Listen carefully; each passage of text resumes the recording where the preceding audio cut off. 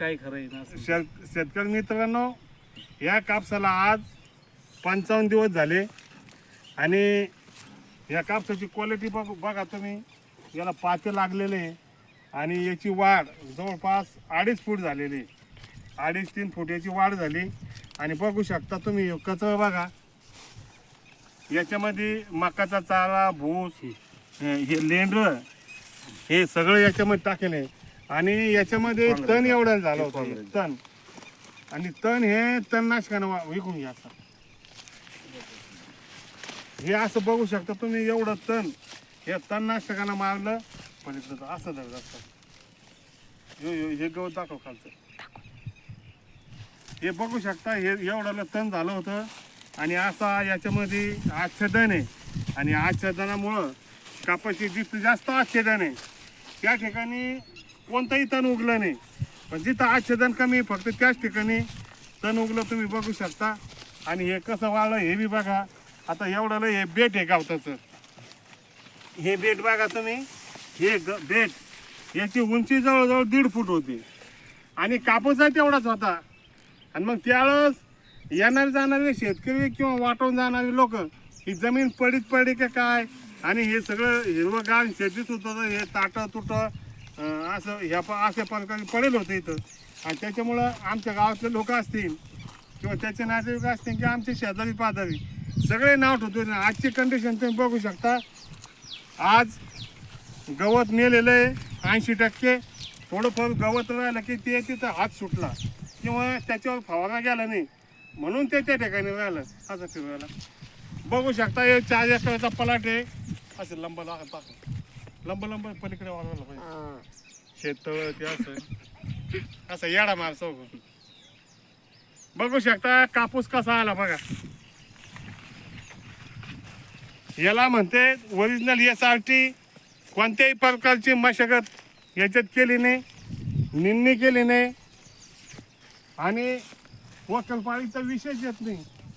आणि त्याच्यामुळं याच्यात भरपूर प्रमाणात गांडूळ झाले. आता ह्या ठिकाणी ह्या नालीमध्ये पूर्ण आच्छादन आहे बघू शकता तुम्ही. इकडं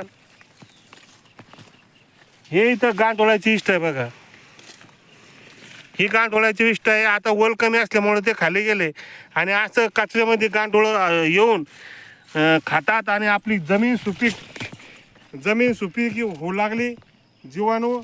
आणि त्याच्यामुळं या कापसाला क्वालिटी एक वेळच याच्यामध्ये आतापर्यंत रासायनिक खत टाकेले आणि ते बी कमी पाहिजे. रासायनिक खत किती दिलं तू? 2 सुपर फॉस्फेटच्या एकरी सांग. एकरी 2 सुपर फॉस्फेट आणि नॉर्मल युरिया टाकलं. शेतकऱ्याचं म्हणणं आहे की बाबा एका एकराला 2 सुपर फॉस्फेट 2 बॅग म्हणजे 100 किलो आणि 20-25 किलो युरिया आतापर्यंत याला एवढंच खत दिलेलं आहे.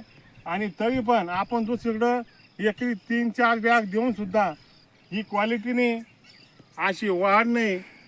आणि या फळफांद्या बी याला इकडं अशा प्रकारे फळफांद्या आहे व्यवस्थित, कोणत्याही प्रकारचं कीड नाही आहे.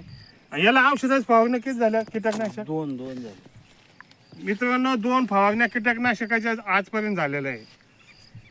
तुम्हाला काय वाटतं कमेंट करून सांगा. नाही तर शेतकऱ्याचा नंबर घ्या, तुझा नंबर आणि तुझं नाव सगळं सांग.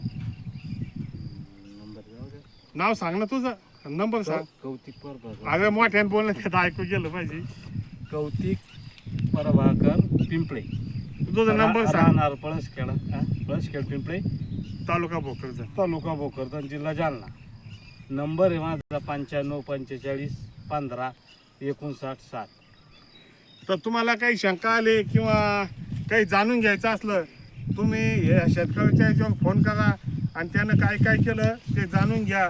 आणि माझा पण नंबर घ्या. तुम्हाला काही वाटलं की ते नंबर नाही लागला तर माझा घ्या. 9421322373. माझं नाव गणेश संतोषराव पिंपळे, पळसखेड पिंपळे, तालुका भोकरदन, जिल्हा जालना. मित्रांनो, अशा प्रकारे पिकले आलेले चौबाजूना तुम्हाला सगळा व्हिडिओ दाखवतोय. कोणत्याही कोपऱ्यामध्ये अजिबात पीक पिवळं नाही किंवा लहान मोठं नाही. तुम्हाला काय वाटतं कमेंट करून सांगा. जय वेसाक.